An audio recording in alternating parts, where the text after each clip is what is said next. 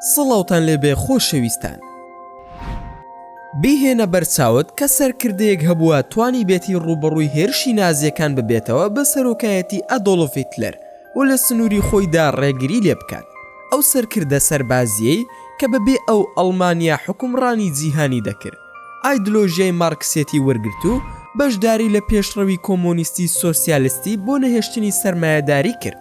دواتر دەرکەوت کە بە ئاشکرا دوژمنایەتی جوولەکە و زایۆنیزم دەکات. سەرڕای سەرکەوتنیان بەسەر نازیەکاندا، بەڵام کەسێکی ئاینی بوو. تەنانەت دوای ئەوەی بوو بە سەرۆکی گەورەترین وڵاتیش لایەنی بەلشەفیەکانی گرت و شۆڕشی بەلشەفی کرد. پاشان بوو بە قۆڵی ڕاستی ڤلادیمیر لینین و ژیانی بە کۆتاییەکی پڕ لە نهێنی نزیکتر لە مەتەڵ کۆتایی هات کە تا ئەو کاتەی کەس نەیتوانی ڕوونی بکاتەوە.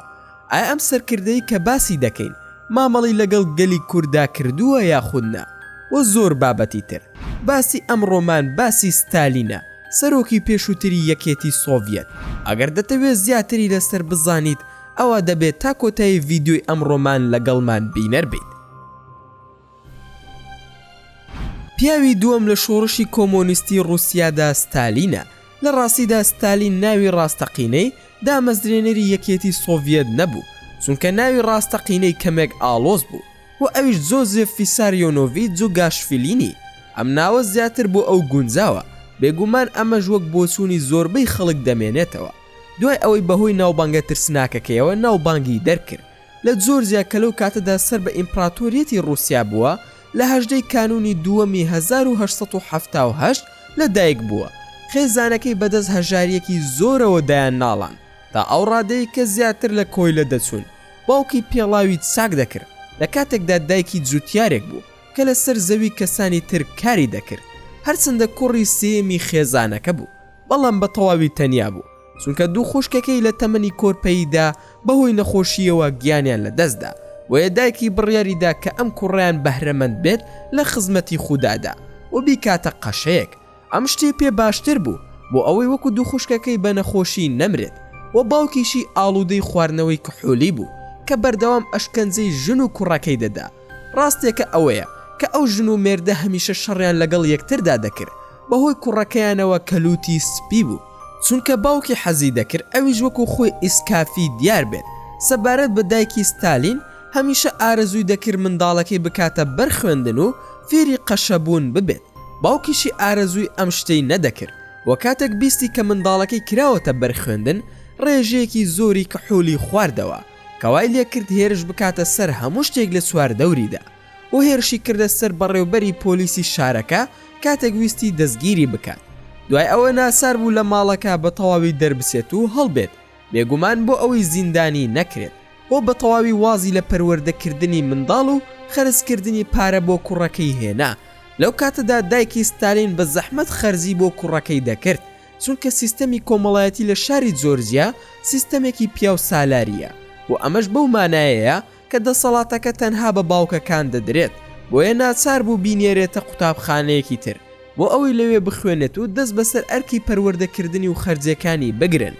هەرچەندە هەموو هاوپۆلەکانی لە قوتابخانە دەوڵەمەند و بازرگان بوون، بەڵام هەمووان ناچار بوون لە بری زمانی جۆرجی فێری زمانی ڕووسی ببن و ئەمەش لەبەر ئەوەیە کە ئیداری قوتابخانەکە خۆ بە زلزان بوو بۆ ئەوەی خوێندکارەکان تەنها بە زمانی ڕووسی قسە بکەن. ئەوش بەپێی ئەو یاسایی کە لەلایەن قەیسەر ئەسکەندەری سێمەوە سەپێنرا و ستالین ئاستێکی نائاسایی لە خوێندندا نیشاندا.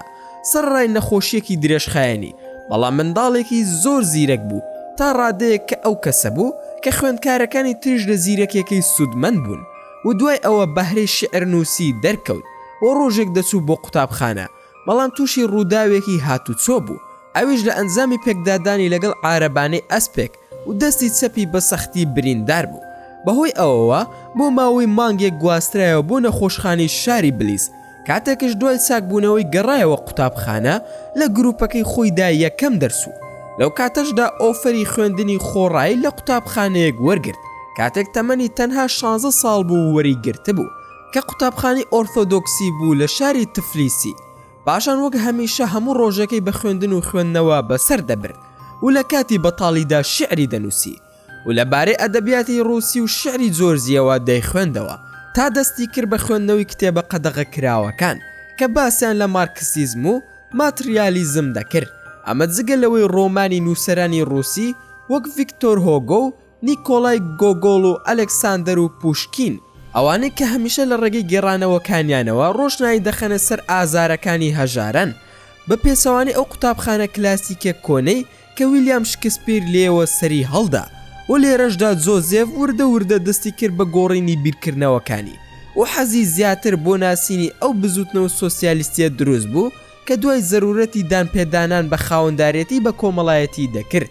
لە ئامرازەکانی بەرهەمهێنان و ڕادەستکردنی دەسەڵاتی تاکە کەسی کە هی دەوڵەت نییە. ستالینیش حەز و ئارزووی گەنجانی لەناودا هەڵگیرسا و دەستی کرد بە خۆپێشاندان و ڕێپێوانەکان بە دوای جێبەجێکردنی ئەم بیرۆکە کۆمەڵایەتیە نوێدا لە بری سیستەمی ئیمپراتۆری کە هەموو مڵک و ماڵی تەنها بۆ یەک کەس سنووردار دەکا. ئەو هۆشیاری پێ باشتر بوو و بیرۆکی شۆڕشگێڕانی پێکهێنا تا لە ساڵی 1898 بە تەواوی بەپەلە بوو، بە تایبەت دوای ئەوەی پەیوەندی بە پارتی کرێکارانی سۆسیال دیموکراتی ڕووسیا کرد کە بەهۆی ئەم چالاکیانەوە زۆر لە خوێندنەکەی دابڕا و دەڵێن کە لە ساڵی 1899 بۆ هەمیشە لە خوێندن دەرکرا. ئەویش دوای ئەوەی زیاتر لە جارێک لە بەروارە دیاریکراوەکانی بەشداریکردن لە تاقیکردنەوەکاندا ئامادە نەبوو. بەمەش دایکی لی نائومێد بوو، بەردەوام دەگریا و دەڕوخا بۆ مناڵەکەی. ئەویش دوای ئەوەی بینی ئایندەی منداڵەکەی لە دەستووە و چیتر نابێتە قەشە.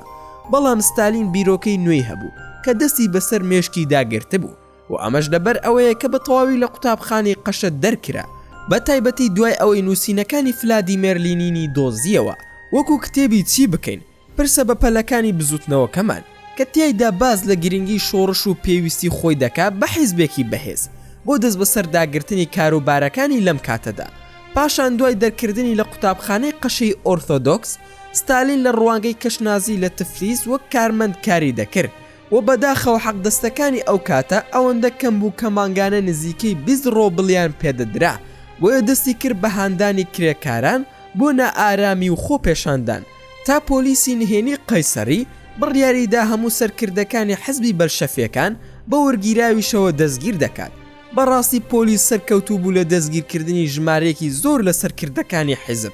و بۆسەیان بۆ دەسەڵاتی کەشناسی دانا بۆ دەستگیرکردنی ستالین، بەڵام توانی هەڵبێت و بەرەو شاری باتومی ڕۆژ لە پارێزگای ئەدزرا و لەوێژ لە پیشەسازی پاڵاوتنی نەوتدا کاری کردووە کە خاوەنەکەی یەکێک لە خێزانە دەوڵەمەندەکان بووە. لە ساڵی 1902 ئاگرێکی گەورە لەو پاڵاوگەیە ڕوویدا کە تێیدا کاری دەکرد، بەڵام لە سەرەتادا سەرکەوتوو بوو لە کوژانەوەی بەڕێگایەکی مەترسیدار و لەو کاتەدا خاوەنی شوێنەکە بڕیاریدا پاداشتێکی بداتەوە لە بەرامبەر هەوڵەکانی بۆ کۆنتڕۆڵکردنی ئاگرەکە. بەداخەوە خاوەنی شوێنەکە ڕەتی کردەوە داواکاریەکەی جێبەجێ بکە، ئەویش بڕیاریدا وەری بگرێت. ستالین دانیشتن و مانگرتن ڕێکدەخا بە مەبەستی ناچارکردنی خاوەنی پاڵاوگەکە بۆ زیادکردنی موچە و لەو کاتەدا پۆلیس دەزوەردانی کرد بۆ دەستگیرکردنی و لە 18 چواری 1902 زاینی سەرکەوتوو بوون لە دەستگیرکردنی و بەنهێنی دادگایی کرا. سەرڕای دەرکەوتنی بێتاوانی لە ئاژاوە گێڕەکان بەهۆی نەبوونی بەڵگە. پۆلیسی نهێنی بەردەوام بوون لە هێشتنەوەی ئەو، لەگەڵ ئەوەشدا چالاکیە شۆڕژگێڕیەکان لە تفلیس لە نۆی کانونی دووەمی 1930 زاینی شۆڕشی سیبیریا ڕوویدا. لەم کاتەدا لە ڕێزەکانی پارتی سۆسیال دیموکراتدا دابەشبوونێک ڕوویدا. ئەندامەکان بەسەر دوو بەشدا دابەش بوون، یەکەمیان بەلشەفیەکان بە سەرۆکایەتی ڤلادیمیر لینین و دووەمیان مێنشەفیەکان بە سەرۆکایەتی یولیۆس مارتۆف و با سەرەتا جیاوازی نێوانیان بۆتان ڕوون بکەینەوە. بەلشەفیەکان وشەیەکی ڕووسیە بە واتای زۆرینە. ئەندامانی پارتی کرێکارانی سۆسیال دیموکراتیش خۆیان بە زۆرینەی ئەو حیزبان ناو دەبر کە پشتگیری لە بەکارهێنانی هێز و تونند و تیژی لەلایەن سوپای سوورەوە دەکرد بۆ جێبەجێکردنی بزوتنەوەی شۆڕژگێڕانە بۆ گۆڕانکاری و بە ئەندامانی حیزب ناویان دەبر کە دژی سیاسەتەکانی بوون کە مێنشەفیەکان بوون، یاخود مانشفیک کە وشەیەکی ڕووسیە بە واتای کەمینە و ئەمەش لەبەر ئەوەیە کە بەکارهێنانی تونند و تیژیان لە بزوتنەوەی شۆڕژگێڕانەدا دەسەپان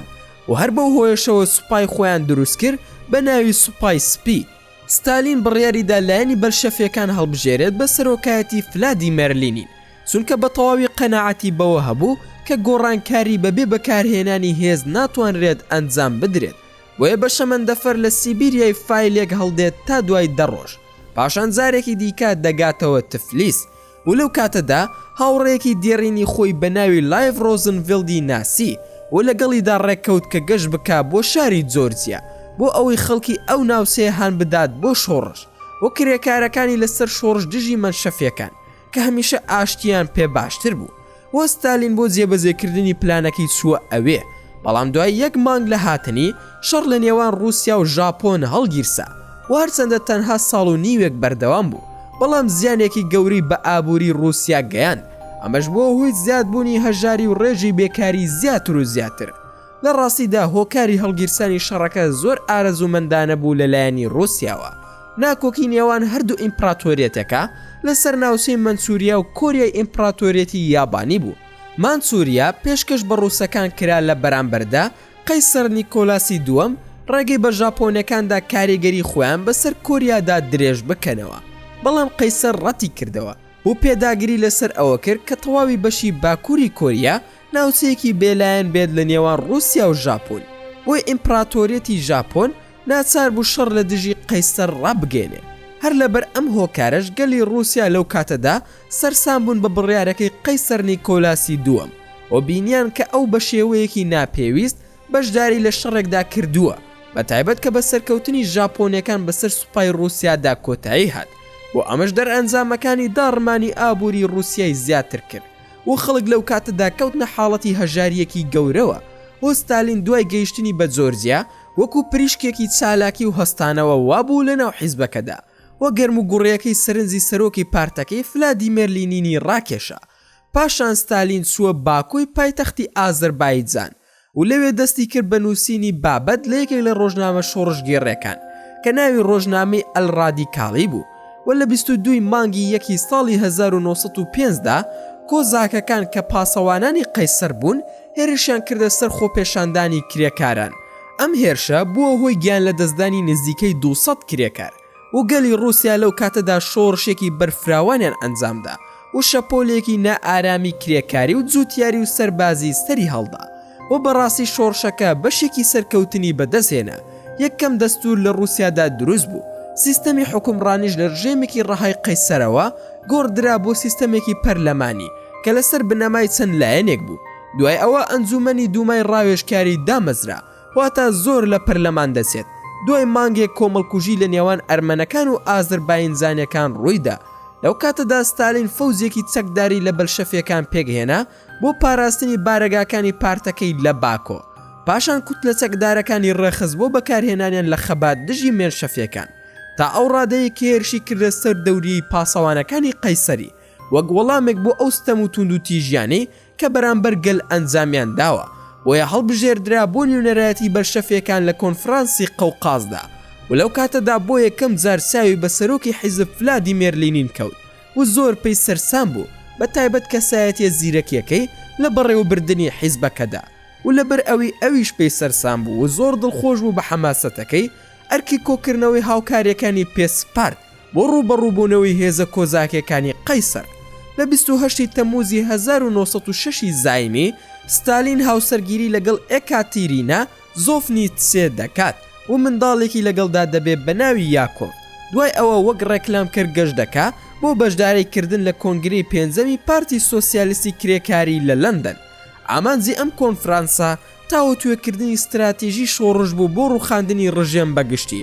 دوای کۆتایی هاتنی کۆنفرانسەکە ستالین گەڕایەوە بۆ تفلیس و لەو سەردەمەدا بڕیاریدا پارەی قەیسەر نیکۆلاسی دووەم بدزێت لە ڕاستیدا فەوزێکی چەکداری ڕەخست بۆ هێرشکردنە سەر بانکی تفلیسی کە خاونەکەی قەیسەر نیکۆلاسی دووەم بوو لە 26 حوزەیرانی 1970 لەگەڵ سەربازەکانی هێرشی کردە سەر ئەو کاروانەی کە پارەی قەیسەریان لەناو بانکەکەدا داناوە و مەزەندەی کرد کە دەستی بەسەر 250,000 ڕۆبڵدا گرتووە کە یەکسانە بە 3 ملیۆن دۆلاری ئێستا و دوای ئەوەی پارەکەی دەستکەوت بردیە لای ڤلادیمیر لینین تا ڕادەستی بکات پاشان ڕاستەوخۆ چووە جنێف و نزیکەی 3 مانگ لەوێ مایەوە پاشان لەگەڵ هاوسەرەکەی گەڕایەوە شاری باکۆ بەڵام هاوسەرەکەی دوای ئەوە تووشی نەخۆشی سیل بوو کە ئەمە جوای لێکرد تەندروستی جێگیر نەبێت و پاش 2 مانگ لە نەخۆشی هاوسەرەکەی کۆچی دوای کرد و ستالین نەیتوانیت چارەسەری هاوسەرەکەی بکات چونکە هەرچی پارەی هەبوو لە حیزبەکەدا خەرجی کردبوو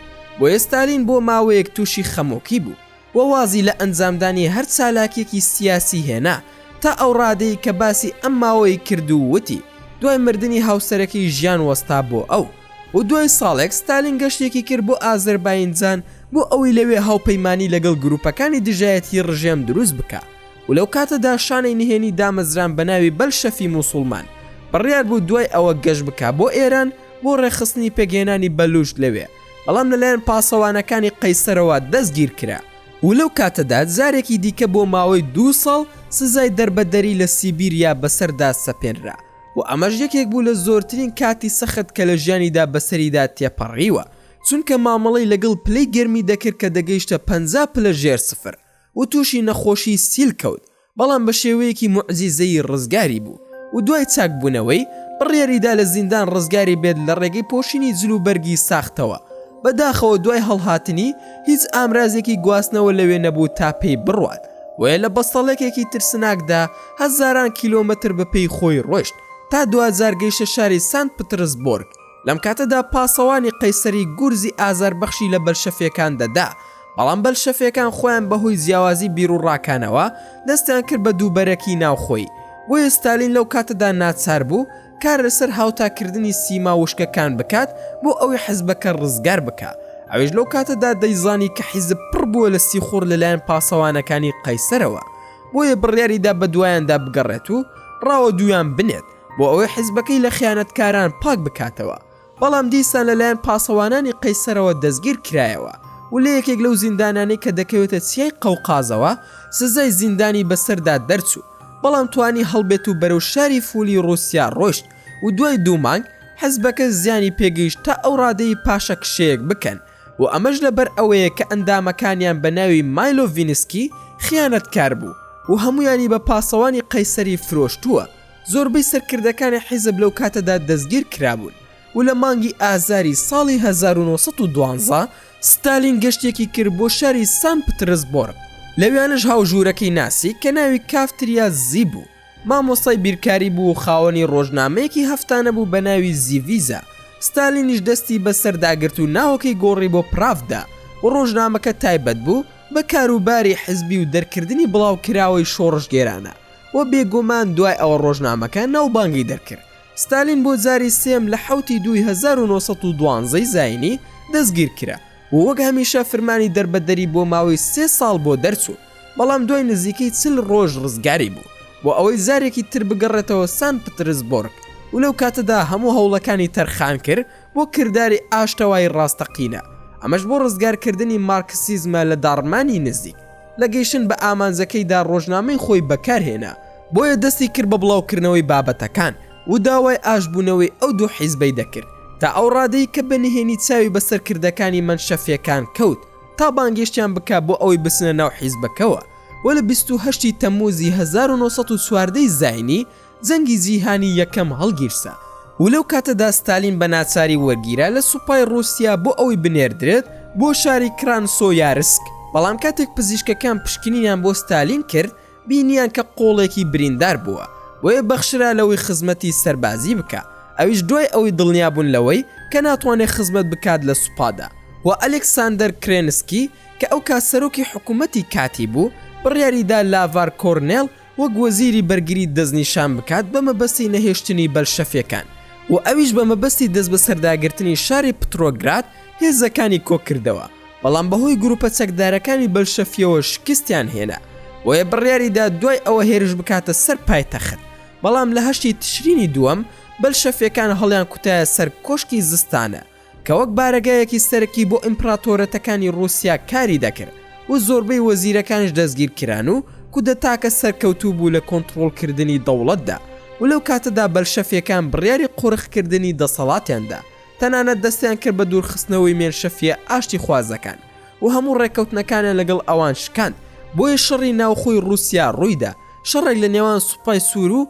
سوپای سپی منشەفیە ئاشتی خوازەکان کە بەلشەفیەکان لەلایەن جوتیار و کرێکار و چینی هەژارەوە پشتیوانی دەکرا و منشەفیەکان لەلایەن دەوڵەمەندەکان و پیاوانی ئاینی پشتیوانی دەکران و لە کاتی شەڕی ناوخۆدا هێرشێکی توند لەلایەن سوپای سپیەوە بە سەرۆکایەتی دەریاوان ئەلێکساندەر کۆلچاک بۆ سەر شاری ساری تزێن ڕوویدا بۆیە لێنین بڕیارێکی فەرمیدا بۆ ناردنی ستالین بۆ شارەکە و بەرگری کردن لێی وەیە سوپای سوور لەو کاتەدا سەرکەوتنی بەدەستهێنا بە سەرۆکایەتی ستالین و ئەم شەڕە نزیک بوو لەوەی کە بڕیاری تەواوی شەڕی ناوخۆیدا بەهۆی ئەمەوە ناوی شارەکە لە ساری تزێنەوە گۆڕدرا بۆ شاری ستالینگارد واتە شاری ستالین بۆ ئەوەی هەوڵەکانی جۆزف ستالین و سەرکەوتنەکانی بەسەر سوپای سپیدا بەردەوام بێت بەڵام دوژمنایەتی لە نێوان ئەو لیۆن ترۆتسکی دروست بوو کە ئەو کات سەرۆکی ئەنجومەنی سەربازی یەکێتی سۆڤیەت بوو و ئەمەش لەبەر ئەوەیە کە ترۆتسکی هەمیشە بڕیاری لە سێدارەدانی سەرکردەکانی سوپای سپی لە مێنشەفیەکان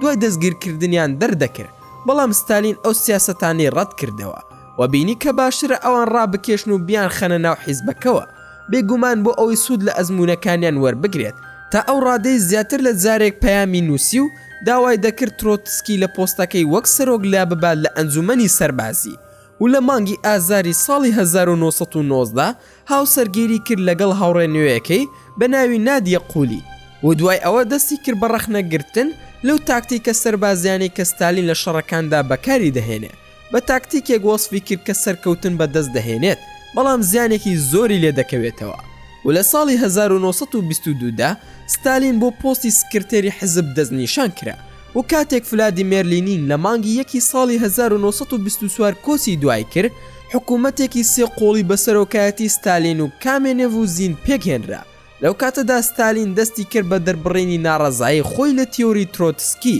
کە ئەو کات داوای شۆڕشی کۆمۆنیستی جیهانی دەکرد ترۆتسکی بینی کە ڕۆڵی حزب پێویستە ئەو پشتیوانی هەموو شۆڕشە کۆمۆنیستەکان دەبێت لە هەر وڵاتێکی جیهاندا لە کاتێکدا ستالین پێیوا بوو کە بەرژەوەندی تەنها لە سۆزیالزمی ناوخۆییدایە پاشان لەگەڵ نیکۆلای بوخارا و ئەلێکس ئیڤانۆڤێز ڕیکۆ دۆستایەتێکی بەهێزی لەناو حیزبدا دامەزران و بە هاوکاری ئەوان توانی ترۆتسکی و کەسەکانی تر لە کۆمیتی ناوەندی و لە تەواوی حزبی شیوعی دەربکە و پاشان هەڵمەتی لە سێدارەدانی بۆ هەر کەسێک دەرکرد کە بیرۆکەکانی ترۆتسکی وەرگرتە بێت ئەوێش لە ترسی ئەوەی کە یەکێتی سۆڤیەت بچێتە ناو جەنگی جیهانیەوە ترسەکان بەڕادەیەک بوو کە بڕیاریاندا خودی ترۆتسکی تیرۆر بکەن لە مەکسیک لە 21 ئابی 1940دا ئەوش بۆ پێی کە سەرکردەیەکی کۆمۆنیستی مولحید بوو ئەمەش کارێکی سروشتی بوو چونکە قەشە و پیاوانی ئاینی ڕقیان لێی ببێت پاشان ستالین دەیویست کە هەمووان بە باشە باسی بکەن تا ئەو کاتە لە ساڵی 1926 دەستی کرد بە ڕووخاندنی ئەو کڵێسانەی کە لە وتارەکانیاندا قسەیان دژی ئەو دەگوت وەیە پیاوانی ئاینی لە ترسان دەستیان کرد بە پشتیوانی لێ و دانیان بە بیرۆکەکانیدا هێنا بۆیە ئەویش لە بەرامبەردا ڕازی بوو کە ئازادیان پێبدا لە باسکردنی بابەتی تردا و جۆزف ستالین پێی باش بوو دەسەڵاتەکانی خۆی لە بەڕێوەبردننی یەکێتی سۆڤیەت بە شێوەیەکی تاگلایەنانە پەیڕەو بکات و هەوڵیدا تۆڵێ لە هەر وڵاتێک بکاتەوە کە دەست درێژی بکاتە سەر خاکی سۆڤیەت وەک هەوڵی داگیرکردنی فینلاند و دواتر پۆڵەندا و ژاپۆن تا جەنگی جیهانی دووەم لە 1939دا کە ئەڵمانیا شکستی هێنابوو لە واژۆکردنی سەربازی هاوپەیمانی لەگەڵ بەڕێتانیا و فەڕەنسا بۆیە بڕیاریدا پەنا بۆ یەکێتی سۆڤیەت ببە و لە ڕاستیدا وەزیری دەرەوەی نازی لەگەڵ وەزیرێک کۆبووە لە وزارەتی دەرەوەی سۆڤیەت بۆ واژووکردنی پەیماننامەی نادەست درێژیکردن لە 23 ئابی 1939دا واتە هەفتەیەک پێش دەستپێکردنی شەڕەکە بە گوێرەی ئەو دزە پێکراوانەی کە لە دوای شەڕەوە بڵاو کراونەتەوە مەبەستی فەرمی پەیماننامەکە دەست درێژی نەکردن بووە بەڵام لایەنی شارە و ڕانەگەێنرا و دابەشکردنی ئەوروپای ڕۆژهەڵات بووە بە تەواوی بۆ حیزبی شیوعی و هۆشداریان پێداوە کە چوونە ناو شەڕێک لەگەڵ ئەڵمانی نازیدا ئەنجامێکی پێشوەختەیە و تەواوی چیرۆکەکە تەنها پرسی کاتە ئەو بوو کە ئاگاداری ڕادەی جیاوازی ئایدۆلۆژیای فکری نێوان ئەو دوو وڵاتە بوو و پێشبینی دەکا بچێتە ناو شەڕێک لەگەڵ ئەڵمانیا بەڵام یەکێتی سۆڤیەت گرێوی دەکرد کە شەڕ لەگەڵ ئەڵمانیا تا دوای ئەوە دەست پێ ناکات کە ئەدۆڵف هیتلەر نایارەکانی وەک بەڕێتانیا و فەڕەنسا و ئەمریکا بەگشتی و جوولەکەکان بە تایبەتی تەسفیە بکات دوای دەستپێکردنی شەڕەکە بە نزیکەی 2 ساڵ بە تایبەت لە 22 شەشی 1940 زاینی ئەدۆڵف هیتلەر بڕیاریدا کە مەرجەکانی ڕێکەوتنەکە پێشێڵ بکە و ئۆپەراسیۆنێکی سەربازی بەرفراوانی بە ناوی ئۆپەراسیۆنی باربارۆسا دەست پێ کرد ئەویش بە مەبەستی داگیرکردنی یەکێتی سۆڤیەت و دەمەوێت پێتان بڵێم کە ئەم ئۆپەراسیۆنە زیانی گیانی سوپای سووری سۆڤیەتی زیاد کرد کە بە نزیکەی 4 ملیۆن سەرباز مەزەندە دەکرێت و بە شێوەیەک سەروترە کە پێشووتر نەبینراوە بۆیە پەنای بۆ وڵاتانی هاوپەیمانان بر بۆ ئەوەی لەگەڵیان کار بکا بۆ تۆڵەسەندنەوە لە ئەڵمانیا. لە ئەنجامدا میساقی هاوپەیمانی لە ساڵی 1941 واژۆ کرا دوای ئەوەی دەستی کرد بە ڕوبەڕووبوونەوەی توند و تیژانە لەگەڵ سوپای نازی ئەڵمانیا وەک شەڕی ستالینگراد. تا ئەو کاتی کوڕە گەورەکەی ستالین بە ناوی یاکۆڤ ستالین لەلایەن هێزەکانی نازیەوە دەستگیر کرا. ئەڵمانیەکان پەیوەندیان بە ستالینەوە کرد بۆ ئەوەی پێشنیاری گۆڕینەوەی دیلی بۆ بکەن کە کوڕەکەی لە بەرامبەر فەرماندەیەکی ئەڵمانی ڕادەست دەکەن. بەڵام ستالین پێشنیارەکەی ڕەت کردەوە و بڕیاریدا جیاوازی نەکا لە نێوان کوڕەکەی و سەربازانی تری وڵاتەکەی و گوتی کە هەموو سەربازەکانی سوپای سوور کوڕی منن و هەرگیز جیاوازی لە نێوانیاندا ئەنجام نادەم. و هەر لەم بارەیەوە جارێکیان کوڕەکەی لە باکووری بەرلین و لە کاتی هەوڵی هەڵهاتنیدا لە 4 نیسانی 1943 دوای شەڕی تون لە نێوان سوپای هاوپەیمانان و سوپای محوەردا تەقی لێکرا و گیانی لەدەستدا. 2000 شەڕەکە بە سەرکەوتنێکی بەشی بۆ هێزەکانی سۆڤیەت کۆتایی هات و زیانەکانی سۆڤیەت هێندە ترسناک و قورس بوون کە ناتوانرێت خەیاڵی بکرێت چونکە ئامارەکان پشڕاستی دەکەنەوە کە 28 ملیۆن کەس لەلایەنی سۆڤیەت کوژراون کە لەو ڕێژەیەدا 10 ملیۆنیان سەربازی سۆڤیەت بوون. بەڵام لە دیوی ئەرێنیدا دەمەوێت پێتان بڵێم کە ئایدۆلۆژیای کۆمۆنیستی لەو سەردەمەدا بە شێوەیەکی بەرفراوان بڵاو بوویەوە و زۆرێک لە وڵاتانی وەک هەنگاریا و بولگاریا و ڕۆمانیا و ئەلبانیا و یۆگۆسلافیا و پۆڵەندا بوون بە وڵاتی کۆمۆنیستی و بە مانایەکی دروستتر هەموو ئەوروپای ڕۆژهەڵات بوون بە کۆمۆنیست. لە کاتێکدا دیوی ڕۆژ ئاوای کیشوەرەکە بوو بە سەرمایەداری و هەموو جیهان لەو کاتەدا دابەش بوو. دابەشبوونێک بەسەر 2 ئۆردوگای سەرەکیدا کە بریتێ لە ئۆردوگای ڕۆژهەڵاتی کۆمۆنیست کە چین و ئەوروپای ڕۆژهەڵات لە خۆ دەگرێ بە سەرۆکایەتی یەکێتی سۆڤیەت. سەبارەت بە ئۆردوگای سەرمایەداری ڕۆژ ئاوا ئەوروپای ڕۆژ ئاو هەندێک وڵاتی ئاسیایی لە خۆگرتە بوو کە ویلایەتە یەکگرتووەکانی ئەمریکا سەرکردایەتی دەکرد. ئەو دوو زلهێزە یەکێتی سۆڤیەت و ویلایەتە یەکگرتووەکانی ئەمریکا بوونە کێبڕکێکار لە هەموو شتێکدا بە تایبەتی لە بواری چەکدا. سەرڕای سەرکەوتنی سۆڤیەت بەسەر ئەڵمانیای نازی لە جەنگی جیهانی دووەمدا ستالین زۆر باشدەوە تێگەیشت کە سەرکەوتنی ڕاستەقینە و جیهانی تا دوای ئەوە بەدەست نەهاتووە. ئەمریکا 2 بۆمبی ئەتۆمی بەسەر شارەکەمدا فڕێدا بە ناوەکانی هیرۆشیما و ناکازاکی و سەرکردەکانی سوپای سوور دەستیان کرد بە فەرمانکردن کە بە زووترین کات خۆیان بۆ دروستکردنی بۆمبی ئەتۆمی تەرخان بکەن کە تێچووی هەرچیەک بێت یان دەرئەنجامەکەشی هەرچیەک بێت بەڵام پێویستەکە کە دروستی بکەن و ئەمەش لەبەر ئەوەیە کە ئەو کەسەی خاوەنێتی وەک فەرمانڕەوای ڕاستەقینەی جیهان و گۆی زەوی دەمێنێتەوە و سۆڤیەت توانی بۆمبی ئەتۆمی دروست بکە و بۆ ئەوەی بەرهەمەکەی بە هەموو جیهان ڕابگەێنێت بە تایبەتیش ئەمریکا بۆیە چوو یەکێکیانی لە بیابانی کازاخستان لە 29 دەی 1939 زاینی تەقاندەوە بۆ ئەوەی ئەمریکیەکان تێبگەن کە بۆمبی ئەتۆمی تەنها بۆ ئەوان قۆرخکاری نابێ و ستالین پشتیوانیەکی سەرسەختی بۆ ئاشتی لە نێوان عەرەب و جوولەکەکاندا لە چارەسەرکردنی پرسی فەڵەستین هەبوو. بەڵام هەڵوێستەکەی گۆڕا ئەویش دوای ئەوەی لەلایەن یەکێک لە پزیشکەکانەوە ژەهراوی کرا کە دواتر زانی کە پزیشکەکەی سەر بە بزوتنەوەی زایۆنیستە. هەروەها بۆی دەرکەوت کە ئەم بزوتنەوەیە هەموو تیرۆر و تەسفیرکردنێکی بۆ نەهێشتنی ئایدۆلۆژیای کۆمۆنیستی بۆ یەکزاری ئەنجام دەدات. بۆیە لەو کاتەدا دەستبەرداری هەموو ئەو جوولەکە زایۆنیستانە بوو کە لە یەکێتی سۆڤیەتدا بوونیان هەبوو. تەنها وەک کۆمەڵێک بریکاری پارەخۆر و خزمەتکاری ئەمریکیەکان وەسفی دەکردن و لە ناکاو بیرروڕای خۆی سەبارەت بە پرسی فەڵەستین گۆڕی و لەو کاتەدا ڕایگەیان کە دامەزراندنی دەوڵەتێکی نیشتیمانی جوولەکە لە ڕۆژهەڵاتی ناوەڕاستدا دەبێتە مای چاندنی جەنگی هەمیشەی لەوێدا. پاشان تەندروستی ستالین وردە بەرەو خراپی دەڕۆژ و دەستی دەکرد بە کۆکەی بەهێز تا ئەو ڕادەی خوێن لە دەمیەوە دەردەچوو. پاشان دوای 4 ڕۆژ گیانی لە دەستدا لە تەمەنی 74 ساڵیدا و تا ئێستاش کەس نازانێ مردنەکەی سروشتی بووە یان ڕێکخراو بووە.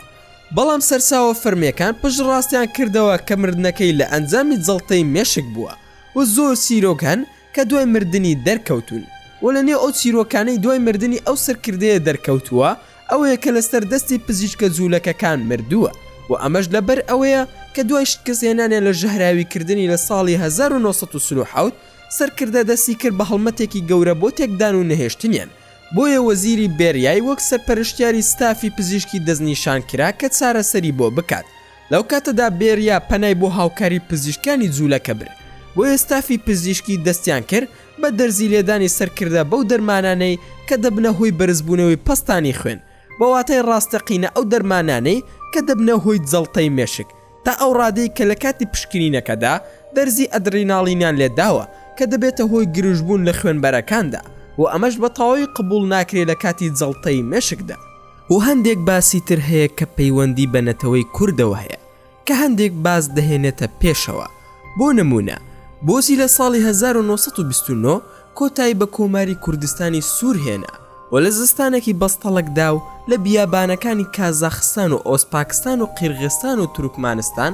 بە زۆرم لێ کوردەکانی کۆسپێ کرد و پرت و بڵاوی کردن. لە دوای ڕێکەوتنامەی سایکس بیکۆی نهێنی کە بەریتانیا و فەڕەنسا و رووسیای قەیسەر بەشداریان تێدا کرد بۆ دابەشکردنی ئیمپراتۆریەتی عوسمانی لە نێوان خۆیاندا، کوردستان کرایە 5 پارچە و هەر پارچەیەکش بە دەوڵەتێکەوە لە کێندرا وەکو سووریا و عێراق و تورکیا و ئێران لەگەڵ بەشێکی کەم لە ئەرمینیا و جۆرجیاش.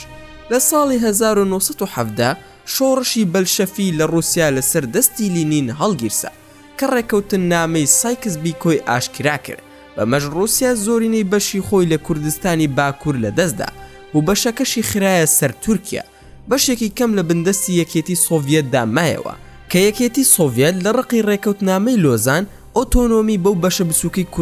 کوردستانی سوور بەخشی و حسێن عازیف بە سەرۆکی ئەو بەشی کوردستان هەڵبژێردرا کە پایتەختەکەی لاچین بوو. شارەکانی کیلبادزان و کۆپتڵی و زانخلان و جیلابسکی لە خۆگرتە بوو. کوردەکان بە دڵخۆشی و سەماکردنەوە پێشوازیان لە دامەزراندنی کوردستانی سوور کرد، بەڵام لە دوای کۆچی دوای لینین و هاتنە سەرکاری ستالین فەرمانڕەوا تورکەکان تەماحی نەوتیان خستە بەردەم ستالین. بۆیە ستالین وردە وردە بۆی داشکاندن تا ئەو کاتەی شۆڕشی شێخ سەعیدی پیران هەڵگیرسا. بۆیە ئەتاتورک خۆی هاویشە باوەشی ستالین و داواشی لێکرد کوردستانی سوور لە ناوبەرێ، چونکە کوردەکانی تورکیا بە پشت ئەستوری کوردستانی سوور شەڕێکی بێهودەیان دژ بە تورکەکان دەست پێ کرد و ئامانجیشیان سربەخۆی کوردستان بوو. ستالین بەدەم داواکەیانەوە هات، بەڵام بە چەند مەرزێک کە لە بیرۆکی شیوعیەتدا دەخولانەوە. ئەو کات ستالین لە کوردەکان تووڕە بوو، لە پاساوێک دەگەڕا بۆ لە ناوبردننی کۆمارەکەیان. یەکێتی سۆڤیەت لە دامرکاندنەوەی شۆڕشی ئاگری داغیش بەشدار بوو کە بەڕابەرایەتی نورەدین پاشا هەڵگیرسا و لە ساڵی 1930 بە ڕێکەوتن نامەیەکی سێقۆڵی نێوان یەکێتی سۆڤیەت و ئێران و تورکیا لە ناویان بر. حکوومەتە شیوعیەکەی سۆڤیەت بەڵێنیدا بە یەکزاری کوردستانی سوور لە ناو بەرێ و لە هەمان ساڵی دامرکاندنەوەی شۆڕشەکەی ئاگری داغ کۆتایی بە کۆماری کوردستانی سوور هێنا و بەسەر دەوڵەتەکانی یەکێتی سۆڤیەت وەک ئۆکرانیا و مۆڵداڤیا و ئۆسپاکستان و تاجیکستان و تورکمانستان و کازاخستان پەرش و بڵاوی کردن. لە ماوەی شەڕی دووەمی جیهانی و بە دیاریکراوی لە ساڵی 1944دا دووبارە سۆڤیەتیەکان بە زۆرە ملێ کوردەکانیان کۆسپێ کرد بۆ جۆرجیا و ئەرمینیا و بیابانی کازاخستان و ئۆسپاکستان و قیرغستان و تورکمانستان.